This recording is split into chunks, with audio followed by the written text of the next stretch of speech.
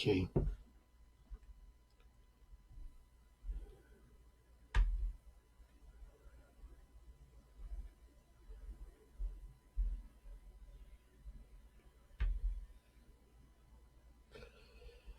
Hello, everybody.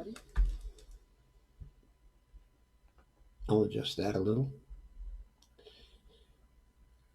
I hope you're all well tonight. This is my second stream for tonight, and it's about the politics of change within the Democratic Party and the problems that kind of politics actually represents. And I think before I get into that, I'm going to remember to change my scene here for a minute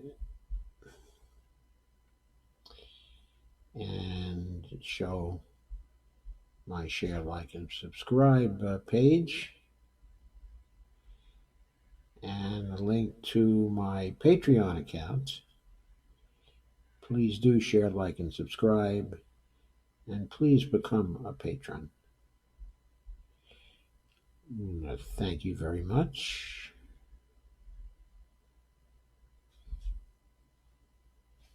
And I'll now go back. How's the sound, by the way?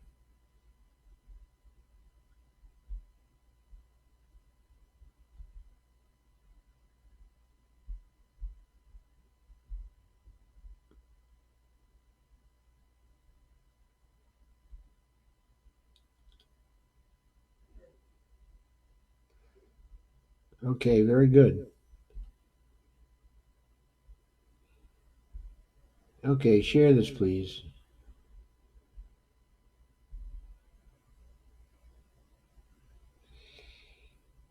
Okay, so we've really seen from the beginning, we saw this in 2016, and we're seeing it again in 2019, that there's a terrible problem of change in the Democratic Party. The establishment of the Democratic Party is insistent when it comes to wanting to continue to support the old ways of thinking and the old ways, okay, of doing things. And to be more specific, the neoliberal regime, which the Democrats themselves began to transition to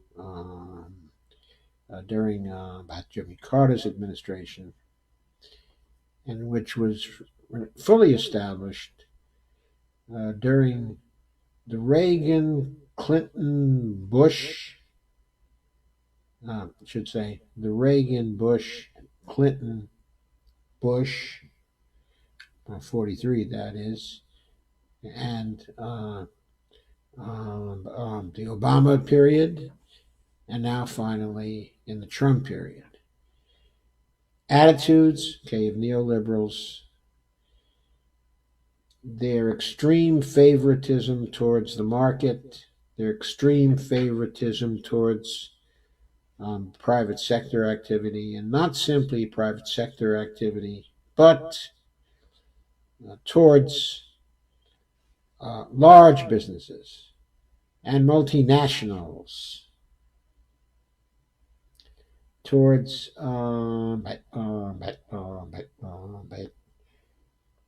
a kind of exploitation in the area, okay, of international business and exploitation of labor, exploitation of capital, really, internationally. This has gone on now for 40 years and is now being practiced under Mr. Trump in the most outrageous way that we've seen through all 40 years.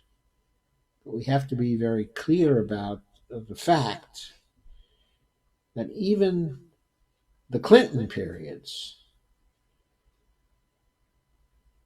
the two administrations of Bill Clinton and the two administrations of Obama, were both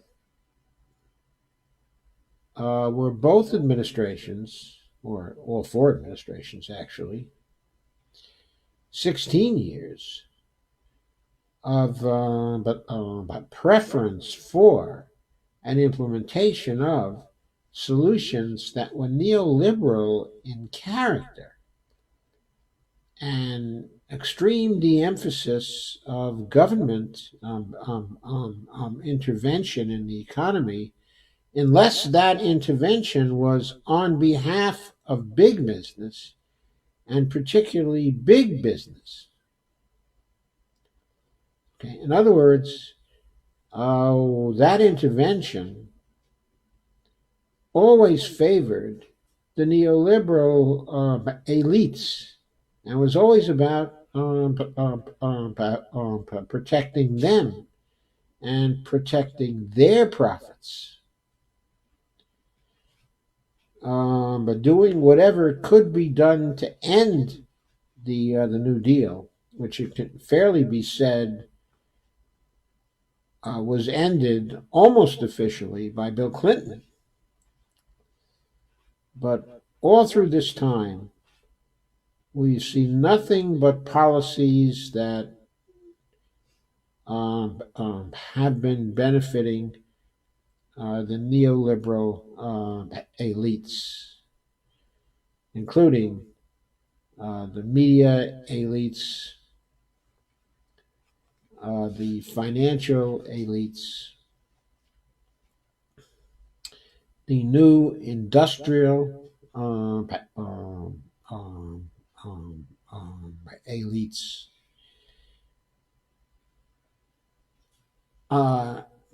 and of course the fossil fuel elites. That's what our United States has been about since the beginning of the end of the regulatory processes during the Carter administration. That's a long time now. We're talking 44 years of change and of deepening, of transformation of the economy into a neoliberal economy, which continuously puts the profits of our corporations above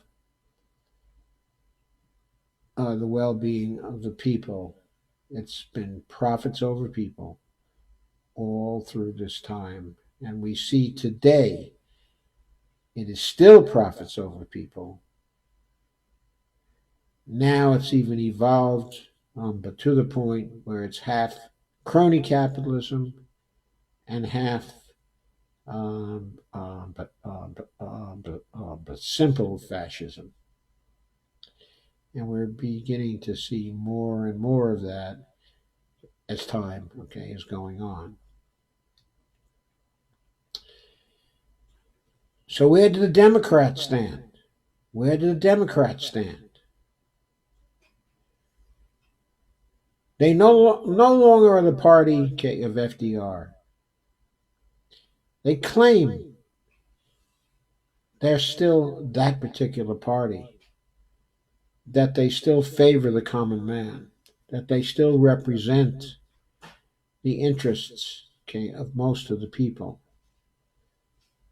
They give us the rhetoric from time to time, but they give us none of the reality. Now, the way this cuts when we're in the middle of presidential campaigns and when we're looking for change, the way this cuts then is to create a situation where we have to ask, we have to consider whether the people who promise us really strong agendas. Okay, well, we have actually two problems here. The first problem is we have people like the Buttigieg's, the Bidens, the Julian Castros to some degree, the Andrew Yangs to some degree, most of the people within the field who wish to talk about our values, what they're going to do for values, and don't want to talk about their policies, don't want to talk about what they're going to do for the people in concrete terms, who don't want to talk about what they're going to do for the public purpose. But then, when we do start encountering candidates who will talk about the policies they will emphasize, who will talk about what they're going to do for people, we have to ask ourselves, who among these people would be willing to make the structural changes necessary in the political system to turn us away from the neoliberal structuring we have now, so that new legislation can be passed and can be implemented, so that the new policies can successfully change our economy and our society and further change our political system. And here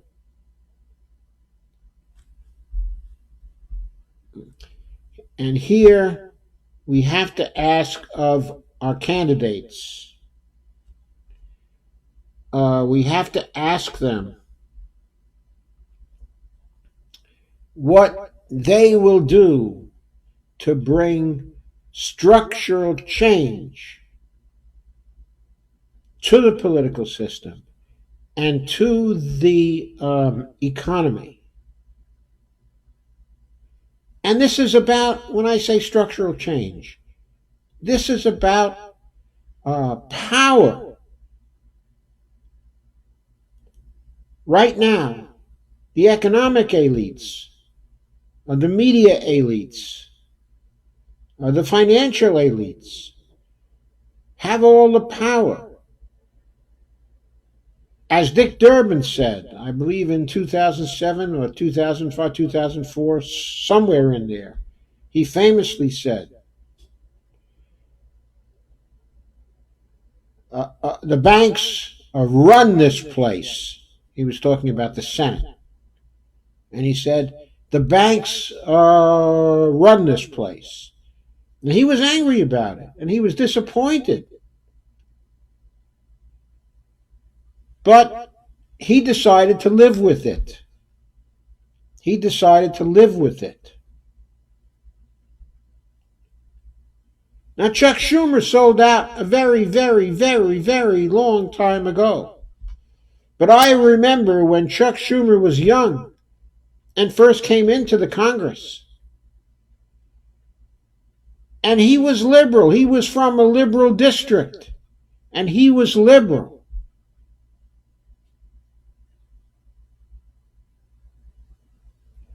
He came from the same district as Bernie Sanders.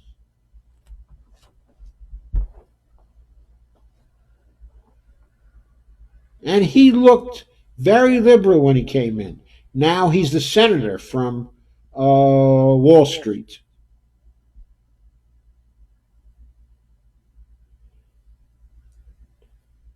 So the point is, the leaders of the Democratic Party have adapted to a power structure outside of the Democratic Party that influences the party and the leaders of the party through the donor channel and through the media channel. And those two things are related because the donor's power comes through the money that the campaigners then provide to the media and to the consultants to run their campaigns.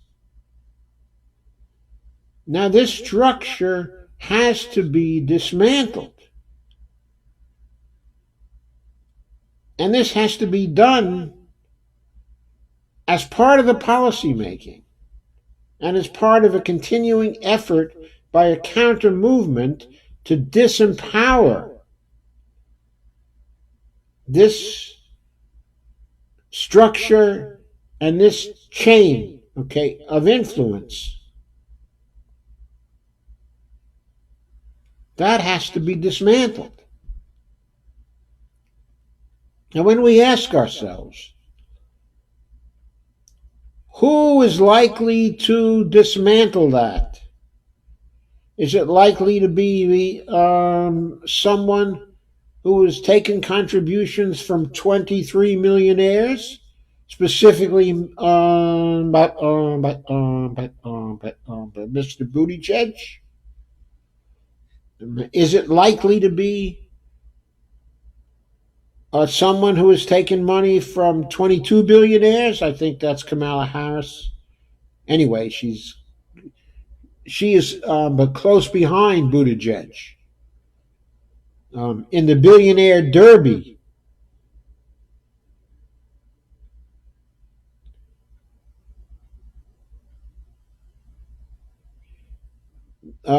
Is it likely to be a Senator Warren, who has a number of very good plans and programs that she's bringing forward, but who has told us that during the campaign she will take corporate money, not during the primaries, but during the campaign, after the primaries. If she's the nominee, she'll be taking corporate money.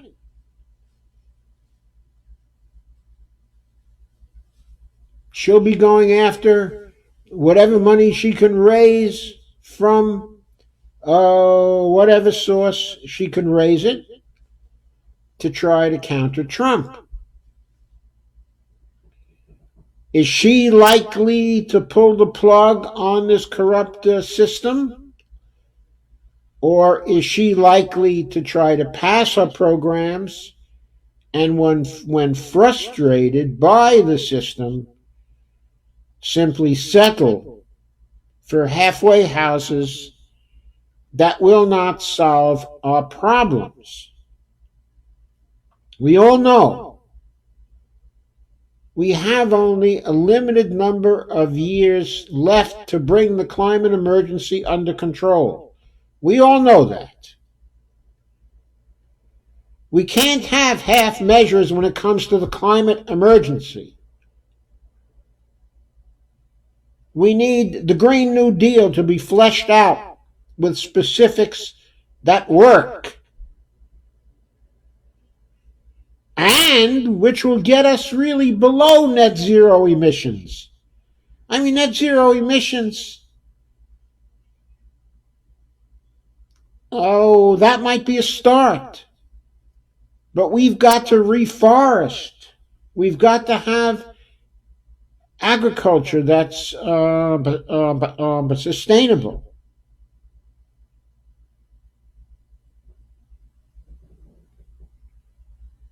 We have to do planting that will pull the carbon out of the air in an aggressive way. What we really need to do is to get the carbon levels back to the 19th century or even the 18th century, to restore the climate. And to do that, we're going to have to remake our world and remake our society. The people, the structures, the mechanisms that have power now to affect the political system have to be replaced. That has to change.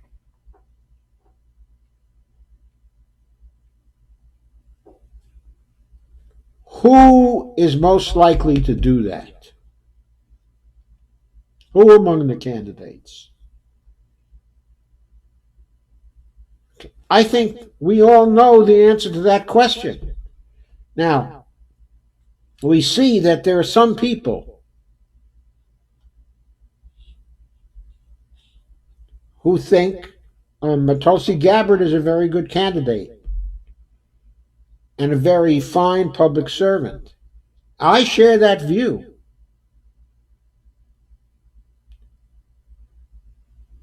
I really feel very favorable towards Tulsi.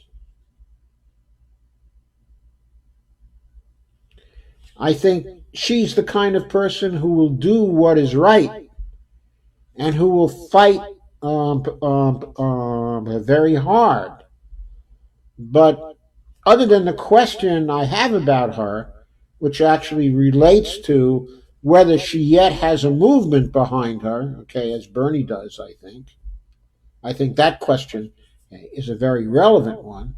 The other question, okay, that I would ask is, does she really understand the changes that have to be made in the power structure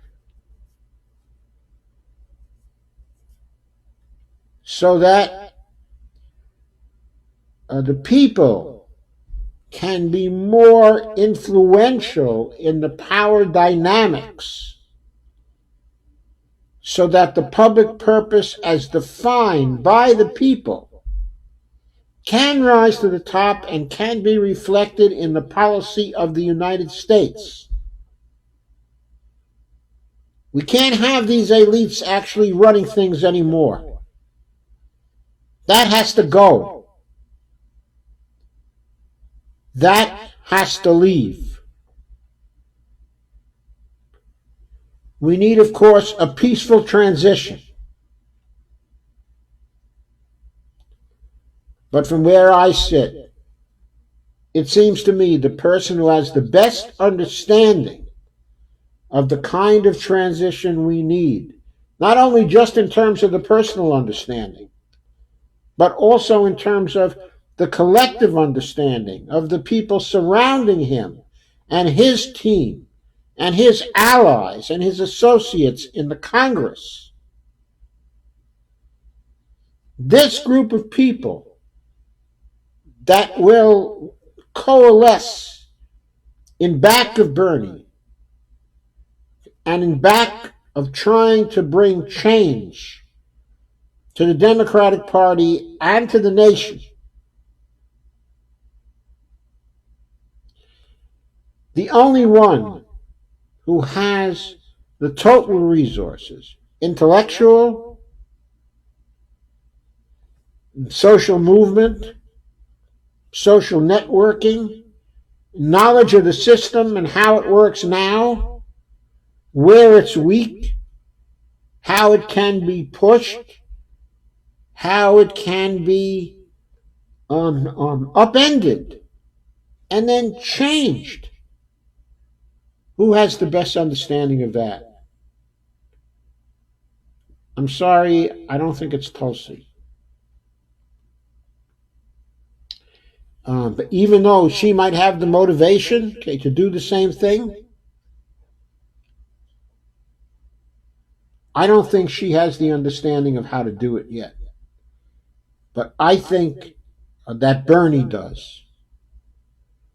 He's the only one who can talk to the demographics, who can talk to the rural populations, who can talk to the urban populations, who can talk to the agriculturalists, who can talk to the industrial workers, who can talk to everybody, who can be the president of all the people. The only one on the horizon who can do that right now, it seems to me, is Bernie Sanders. So I think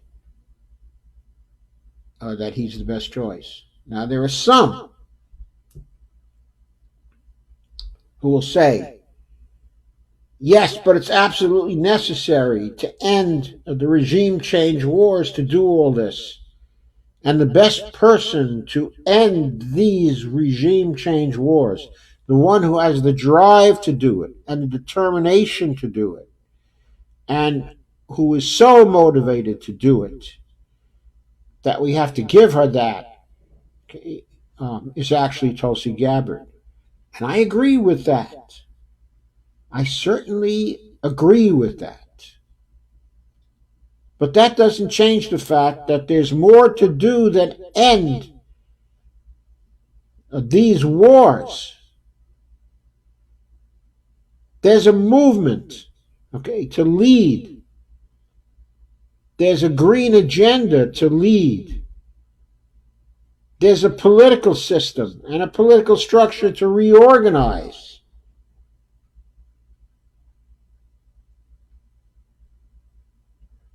And the person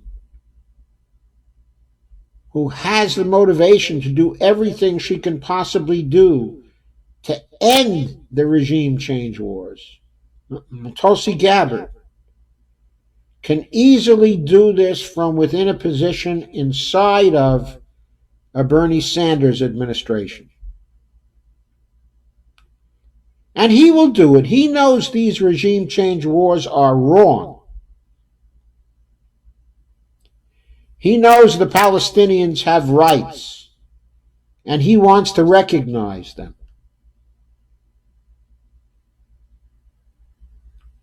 She would find a great home in his administration, and she would be able to do what she wants to do.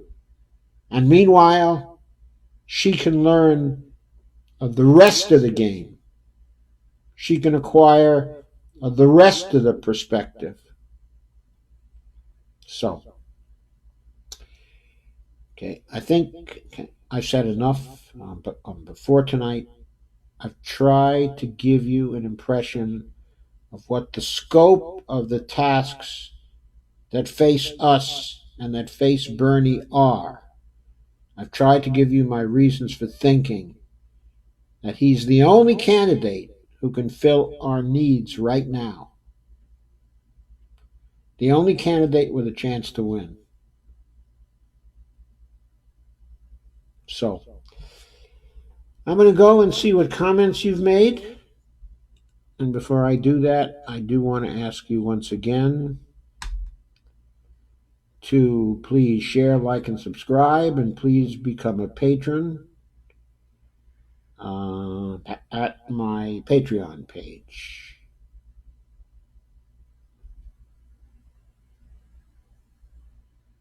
And so now I'm going to look and see what you've had to say.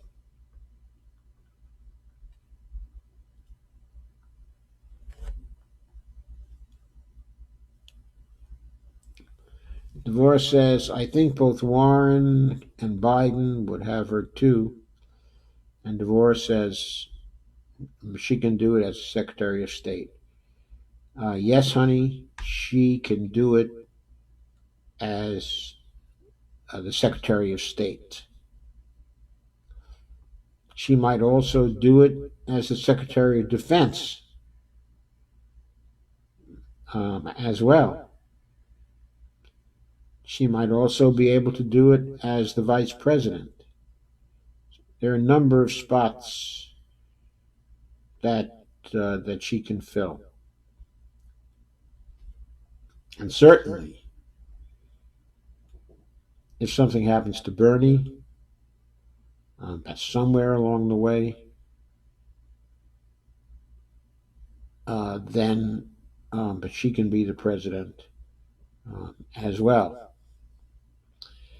Well, I don't know how many are out there watching us. Not too many, it appears. But anyway, you can certainly watch the video and make some comments then, and I will do my best, okay, to reply to the comments. Are there any other comments before I close out?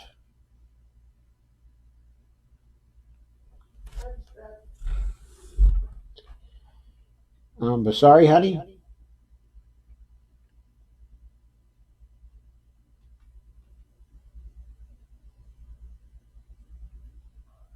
Okay, please share this. I think it was a really good one. I hope you agree. And I will see you tomorrow night. Yeah, Randy. I haven't seen his comment yet. I'll try to get it.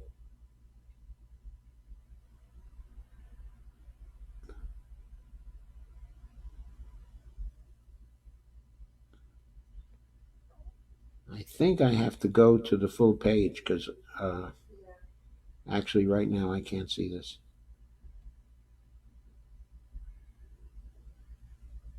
Okay, please share. I think I have to go. Okay, so I now have access to all the comments. My daughter Divorce says she can do it as Secretary of State. I agreed with that. And she says that Warren and Biden could have her too, and that's true. And Randy Hedgebeth said something as well, but I haven't been able to see that yet. Thank you, Randy, for commenting. Let me see if I can access your comment.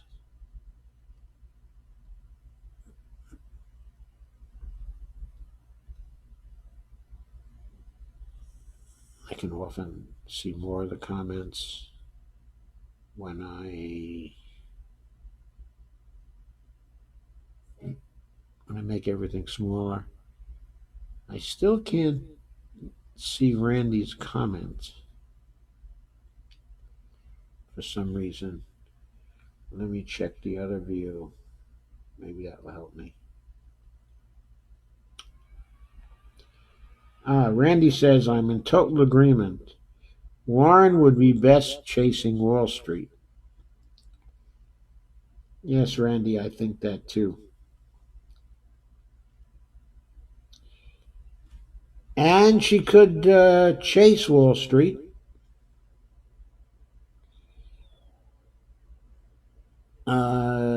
She could chase them as the vice president.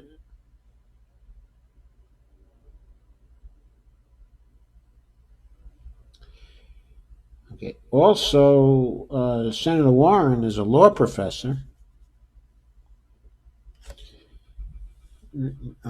She could chase them as attorney general. She could also chase them as secretary of commerce. She could also chase them as the chairperson of the Fed. There are a number of ways in which she could chase them from her position. Hey, Price Eisen has been here. Hi, Price. Haven't seen you for a long time. It's really nice to see you again.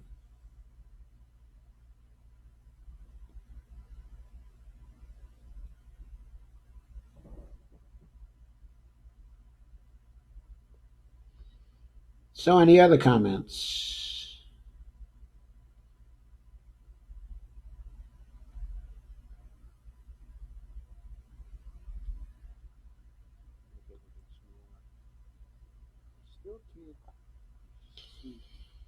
Oh, Rob's here again. Hey, UBI. What about UBI, Rob? What about the UBI? Oh, Rob's here again. Let's UBI. Let's go. UBI. Now, let's go where, Rob? Where are we going to go with the UBI? What about the UBI?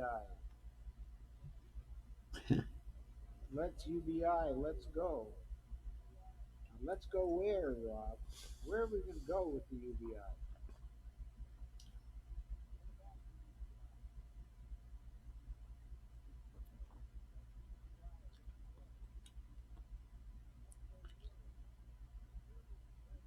Rob says, let's guarantee cash, not on the services.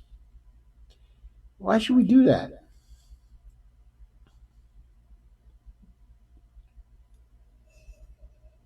Rob says, let's guarantee cash. Why don't we guarantee cash?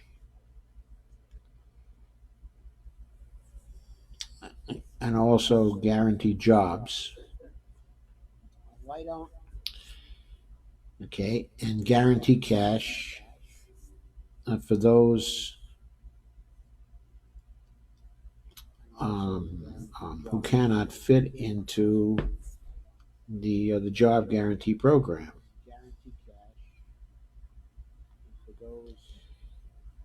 I don't think UBI gives everyone the freedom to choose their own way. Hi, Dave. How are you? Okay. I don't think the UBI gives everyone the freedom to choose by their own way. And the reason why it doesn't is because there are some people who would rather have a guaranteed job at a living wage with fringe benefits that are good, doing a job that's valuable for the community. And unless we have job guarantee, then we're not giving them the freedom to choose that particular way. So I agree. There's an issue, okay, of freedom here. But there has to be freedom for those who want to work too. And besides, if we provide freedom for those who would like to work too,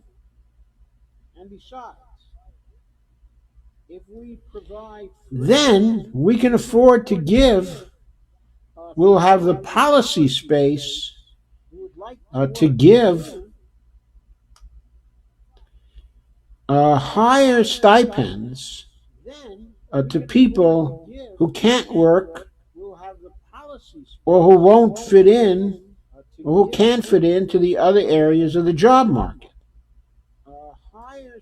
Specifically, in my job guarantee plan, supplemented by a basic income plan, then those who need a basic income will have roughly $2,000 a month. That's twice what they would get under Andrew Yang's plan. And those who want to work, $2,000 a month, that's twice what they would get under would be getting roughly 3 times under the job guarantee program what they would get under Andrew Yang's plan. And guess what? We won't be subsidizing the Walmarts of the world. The basic income subsidizes the Walmarts of the world. Rob says, I don't want to be forced to work. Plus, the UBI helps the homeless person immediately, which the government can't do. How does the UBI help the homeless person immediately, Rob? I mean, if there are no homes, then I don't see how the UBI helps the homeless person. In other words, the homes have to be available. If the homes are available, then the homeless person is helped more by the job guarantee than he or she is by the UBI. If the homes are available, then the homeless person is helped more by the job guarantee than he or she is by the UBI. So let people choose. Currently, right now, people getting SSDI get $729 per month, okay, and the UBI will help them. Well, again, okay, I still have a better deal. So let people choose. Okay, because the BI, okay, that I have, that is the $2,000 a month BI, does not imply that any other safety net benefits like the SSDI need to be canceled. That is the $2,000 a month BI. So what I have is still better. But Rob, I know you hate the UBI. I know you're only giving me devil's advocate here. So what I have is still better. But Rob, I know you hate the UBI. I've got that fruit fly coming around again. I know you're only giving me devil's advocate here.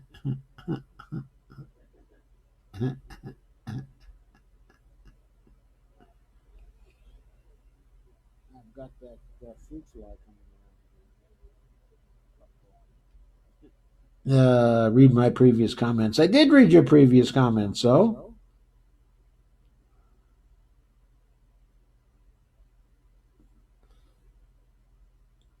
Now see, job guarantee, you say, is code for creating jobs just to create what? I don't think you finished that comment. Now see, job guarantee, you say, is code for creating jobs just to create what? I don't think you finished that comment.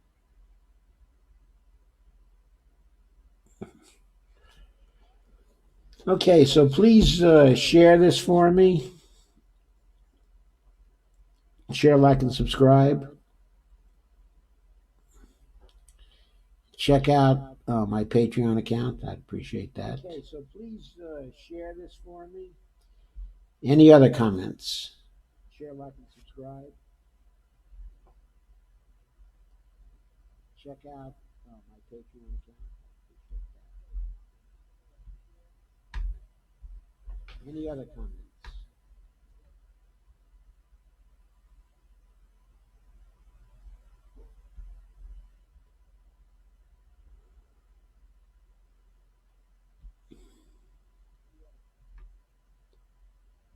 Margot, hey Margot, how are you?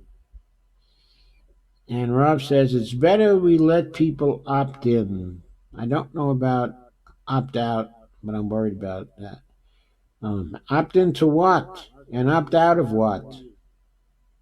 And Rob says it's better we let people opt You missed the comment on if we don't want to work. Opt into what? And opt out of what? Right. Well, I agree. I mean, I want to let people opt in to work. That's what having the job guarantee program, okay, is about. So people can opt in to work. Right.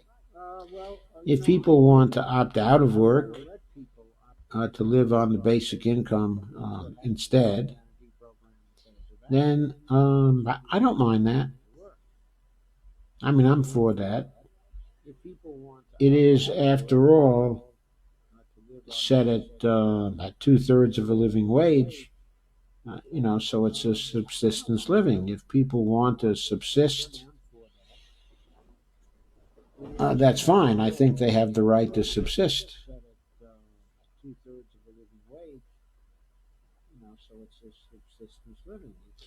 And I think we ought to provide them the right to subsist, because if we did not have a money economy,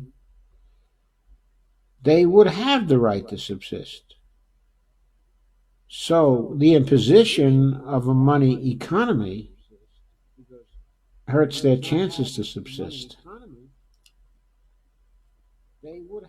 Yang says we opt in for the UBI. If we opt in for the UBI, you lose government benefit services, but never said anything if you decide that you no longer want the UBI, that you can opt out. Yeah, well, Yang is, he's funny. He's got hang-ups about this or that. The way I would put it is that if you want to opt in for the UBI, you won't necessarily lose other government benefits, okay, and services. But I need to see the specifics of what we're talking about here. If there are specifics, okay, that overlap with the UBI in some way,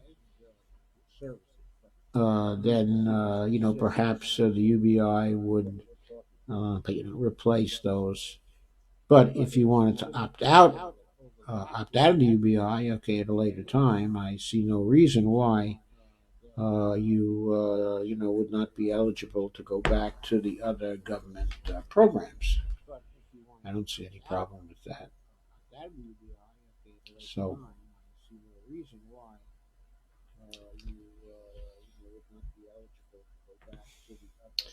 Anyway,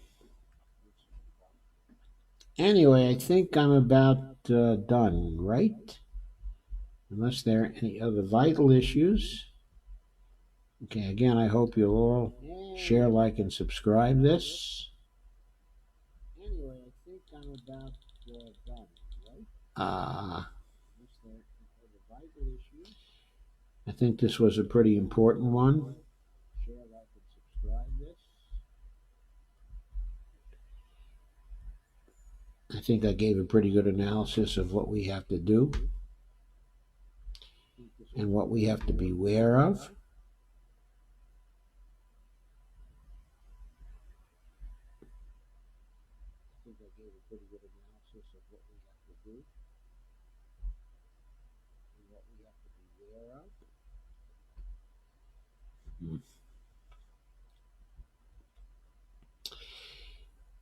Okay, So, since I don't see any more comments, I think I'm going to say goodnight.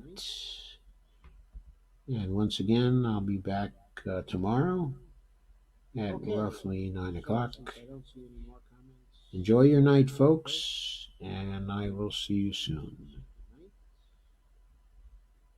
Once again, I'll be back tomorrow at roughly 9 o'clock. Enjoy your night, folks. I will see you soon.